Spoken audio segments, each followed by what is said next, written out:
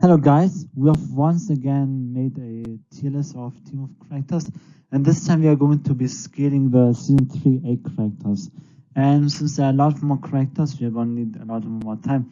So without any further ado, let's start this tier list with F tier. Now this F tier looks similar to the F tier of the season 2 characters. The reason for that is these characters, although they kind of improve, don't have any fees and they are just human. Now one interesting change is we have once again the chemistry teacher, the coach, uh, the mother of Scott and Stiles. Stiles is once again at the top because at least he has some comic experience. The reason for that is he sometimes goes out with the bad. Now, the reason why Gerard is here is, as you can see in the scene, he is old, he is crippled after getting bit with the mountain ash and a bite of Derek. So he is ill, and even though he has skin experience, unlike in season 2, he is physically unable to use them. So if he tries to fight any of the other teenagers, this time it's not going to be Stiles who's going to get beat up, it's going to be Gerard. And really, all you have to do is just push him out of his reach or share and just beat him up, so he's not a threat at all. So that was the tier. So that's once again at the top, just to personal preference. And the reason why the coach is below Melissa, even though you may think he should be physically better, which may be true, however, he is not in the right mental state, as we will show you in this video here. Now, in season 3, I know this is season 3B, but it's technically still in the same season. He got shot by an arrow and reacted in a way that any human would react. So he's clearly not made for a fight. And Melissa's above him because at least she has shown the mentality to at least try to fight. So, and Stiles is at the top due to. Oh, this is like the season 2 D tier list, D tier. They just all train and they should still be on the same level. And yeah, Alison is above the FG characters because she has a feat. She shot an arrow into Erica's leg. And Chris Arden's more experienced and more skilled, so she should be above. And Dr. Deaton very explained that you should check out our season 2 team with tier list. Yeah. Now in C tier we have One C tier we just have Cora, who's Derek's sister, and I think this is Erica. Yeah, this is Erica. Erica is a werewolf, so she's automatically above them.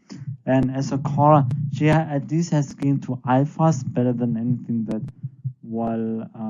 Erica did. So for that reason, she's above. But that's really the only reason.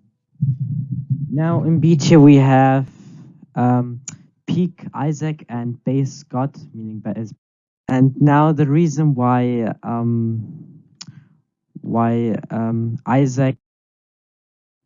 Isaac and Beta Scott are so low is literally they just get necked by the twins in their peak version. So yeah.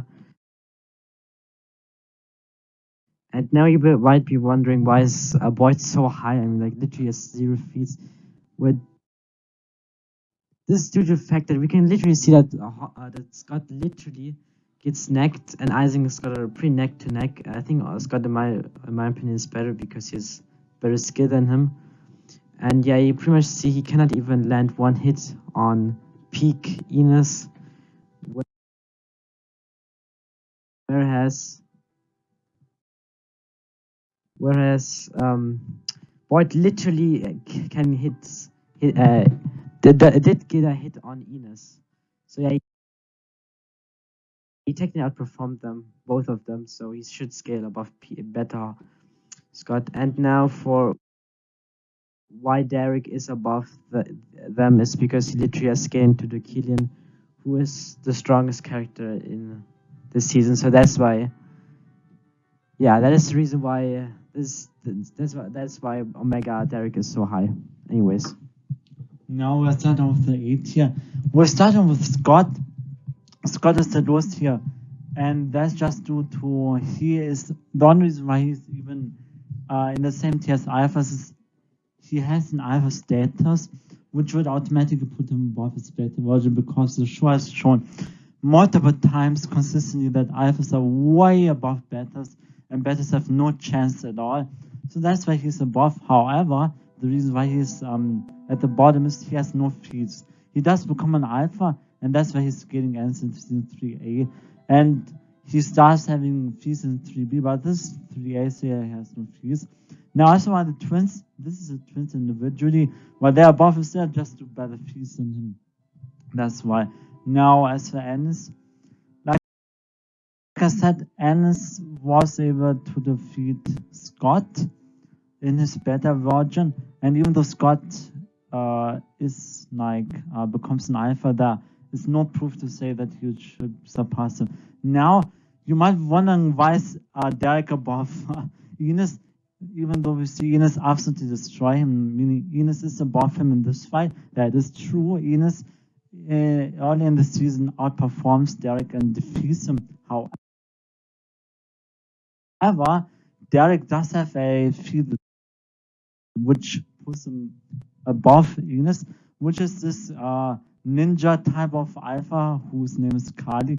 And it is shown that even though in this fight, Derek absolutely gets destroyed and gets pierced through his skin, he has gained to a stronger member of the Alpha Pack, so that's why he's above Enos. Yeah. Anyways, if you can see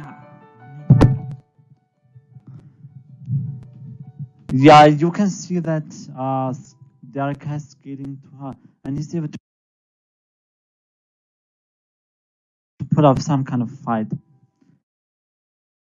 Now, late in the season, even though in this fight he kind of embarrasses himself, late in the season he has a competitive battle with this same Kali. we've shown that he pretty much goes from being able to literally not fight Kali, and now he's able to being relative, which shows, and he was relative with Enos, which shows he's now better than Enos.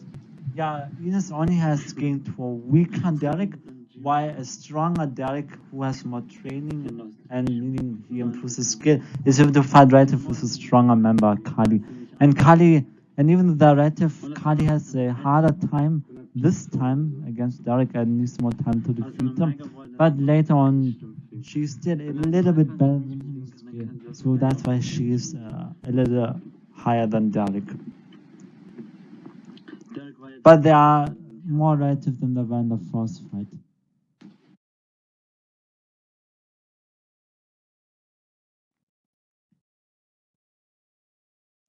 And this is just Kali. Kali should. Well, the twins combined are clearly stronger because they have more strength and AP. And the reason why they are above is they have skinned to this Jennifer. And Jennifer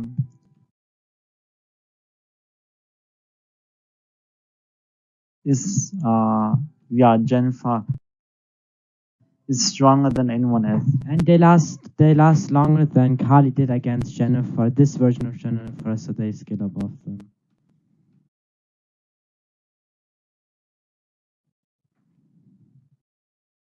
And as we just have peak Jennifer and peak to Killian, the Killian literally just destroys Jennifer, and Jennifer's not able to go through to a peak version because he literally just speed blitzed her all the time, and yeah. And there's no way to tell that, although yes, peak Jennifer did, literally hit, but that was a nerfed to Killian, and it wasn't even in his peak form. So this cannot be used to put her above him. And anyways, yeah, he's above them all. He's the strongest. And this concludes the tier list. Anyways. Yeah, this is our tier list in one picture. You can see an F tier. We have the strongest is Styles. In D tier, the best is Dr. Deaton. You could argue that Chris Arden is better. It's up to you. In C tier, the strongest one is Cora. In B tier, the strongest one is an Omega Derek. In A tier, the strongest one are the twins when they're combined only. And in S tier, obviously, we have to Kaden and Jennifer. both in their peak form. Thank you for watching this video, and stay tuned as we are also going to do a screening for the other scenes of Teen Wolf